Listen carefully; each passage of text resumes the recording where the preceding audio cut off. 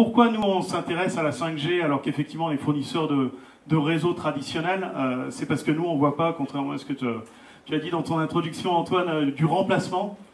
Aujourd'hui on voit un terme qui va revenir à la mode qui est de la cohabitation entre le Wi-Fi et la 5G. Alors de la cohabitation dans un premier temps parce que déjà tous les équipements ne vont pas basculer sur la 5G overnight, hein, comme on dit. Aujourd'hui un PC, il y a beaucoup de choses qui vont rester sur du Wi-Fi et il faut accompagner la transformation, que ce soit d'un hôpital, que ce soit d'une université, que ce soit d'une ville, dans cette stratégie d'y aller petit à petit. La deuxième étape qu'on voit, c'est la complémentarité. C'est comment est-ce qu'on va utiliser, quand on a et de la 5G et du Wi-Fi, intelligemment pour dire, tiens, on va porter des usages BYOD plus à travers la 5G et on va garder des usages plus sécuritaires sur le Wi-Fi, ou le contraire. Ou le contraire. On le voit en fonction, effectivement, en France, aujourd'hui, on voit plutôt les usages sécurité sur la 5G. Moi, je vois que j'ai un hôpital à Hong Kong qui a pris l'option complètement contraire, qui a une 5G privée aujourd'hui, qui est pour la partie BYOD et qui a gardé l'équipement, on va dire, traditionnel sur le Wi-Fi.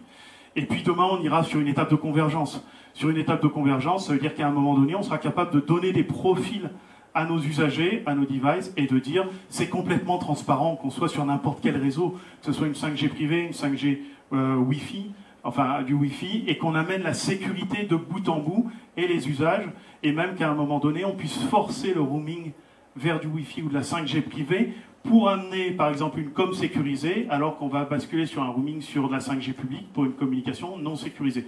Donc on va être capable d'amener cette convergence-là. Après, on est effectivement sur l'opportunité avec la 5G de nouveaux usages. Alors les nouveaux usages, chez nous, on les voit beaucoup sur ce qu'on appelle les environnements décloisonnés. Alors c'est quoi? C'est les environnements un peu plus vastes, hein. Alors on le voit beaucoup dans l'industrie. On le voit effectivement dans les hôpitaux, les universités, où il y a besoin d'interconnecter les bâtiments, où il y a besoin d'amener de la connectivité à des endroits qui n'étaient pas câblés pour, les sous-sols, qui aujourd'hui sont beaucoup exploités. On le voit évidemment dans le transport et l'énergie, hein, sur ces sites, où aujourd'hui il y a toute une problématique de déployer de la vidéosurveillance, des caméras, mais qui ne sont pas forcément d'ailleurs des équipements fixes, hein. On voit aussi de plus en plus l'usage du drone, et comment la 5G privée va être capable de maîtriser un drone qui est un drone de sécurité par rapport à un drone qui serait un drone d'attaque, et donc le système anti-drone par rapport à la maîtrise de ses propres drones.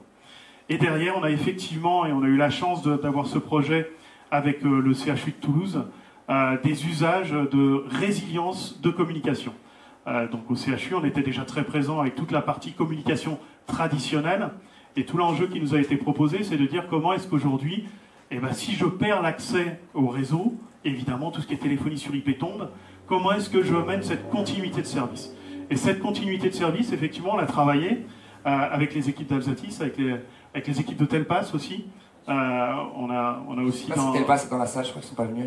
Non, Thierry n'est pas venu, mais on a aussi Lofi qui est là, sur la partie roaming.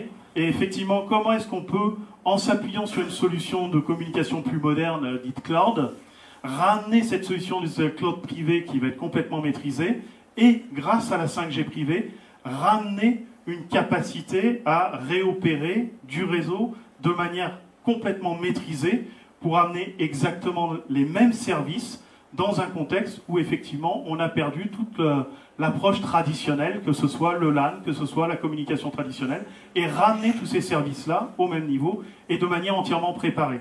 Évidemment, ce qu'on appelle préparer. Les gens que tu rencontres dans les hôpitaux, est-ce qu'ils sont inquiets par les cyberattaques? Parce qu'il y a eu une petite vague d'actualité l'année dernière, je crois, avec des hôpitaux de moyenne taille, notamment dans la région Tarbes, je crois, et ça crée quand même des problèmes de continuité de service pour les patients assez critiques, avec des lits qui ont dû en urgence être démobilisés par rapport à des patients qui étaient quand même avec des traitements lourds et un accompagnement informatisé. Tu l'entends, ça? Alors aujourd'hui, la cybersécurité, c'est l'inquiétude première des CHU, et pas que des CHU, hein, de beaucoup de services publics aujourd'hui.